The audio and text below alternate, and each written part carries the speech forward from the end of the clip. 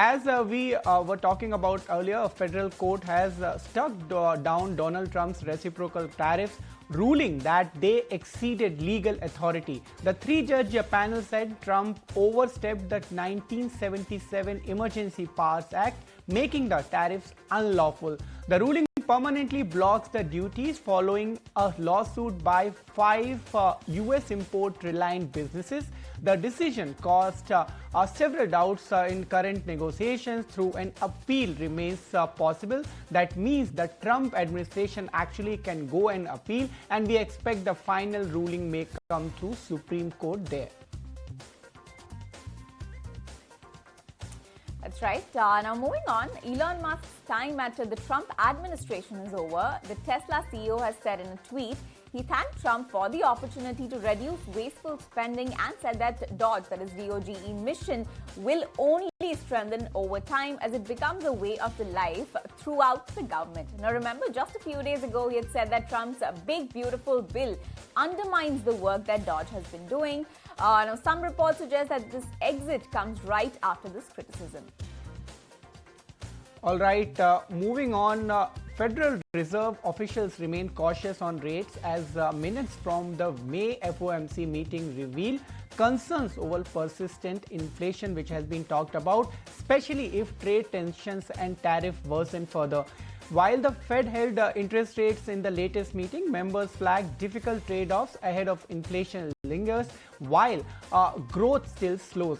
With the fiscal and trade policy in flux, the Fed reiterated its wait-and-watch approach, saying clarity is needed before future rate moves. Market now expects the earliest rate cut only by September this year. All right, that's the word coming in as far as FOMC minutes are concerned. Now let's keep it with the banking action. That's the central bank's action. Now Bank of Korea has also cut its policy interest rate by 25 basis points amid tariff moves and internal political turmoil. And the Bank of Korea reduced rates to 2.5% from 2.75%. That is its lowest level since August 2022. Now remember, this is the central bank's fourth cut in the current easing cycle. All right, let's focus on Nvidia as well, which crushed expectations in the first quarter with revenue surging 69% to $44 billion and data center sales jumping 73%. Even as China export bans shaved off over $2.5 billion is in missed sales and an inventory charge of more than $4 billion. CEO Huang called the China market effectively closed, but said global demand for AI chips remain incredibly strong. But Huang's message was blunt that China will move on with or without Nvidia. Shares rose 4% after hours as Nvidia forecast at $45 billion in Q2 sales. Right. Let's also talk about Salesforce, which reported a strong quarter as well, while sharing an upbeat guidance for the current year. And the CEO has announced the company's biggest buy since Slack, which is an $8 billion deal for data firm Informatica.